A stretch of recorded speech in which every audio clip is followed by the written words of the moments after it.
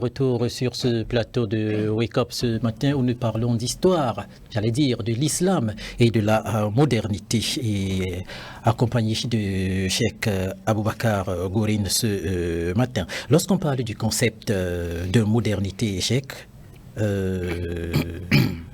j'allais dire, qu'est-ce qu'il signifie ce concept de modernité lorsqu'on parle de l'islam? Bon, déjà, nous rendons grâce à Allah Azza wa Jal. Et en parlant de la modernité, nous devons comprendre que c'est d'abord une phase historique et c'est un mouvement intellectuel qui a donc jeté ses jalons entre le 16e ou le 17e siècle jusqu'au 19e siècle et qui se caractérise plutôt par certains traits. Notamment, nous avons la rationalité, c'est-à-dire une manière d'apporter une explication rationnelle au monde et autres.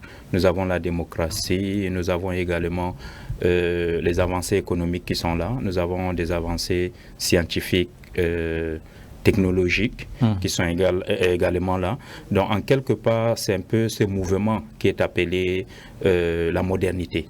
Oui. Et aujourd'hui, en tant que musulmans, je pense que si nous avons des questionnements, nous ne pouvons que rentrer et regarder notre patrimoine historique. Est-ce que dans notre patrimoine historique, nous avons une réponse ou bien nous avons quelque chose de similaire à ces mouvements ou bien cette période historique qui est appelée modernité?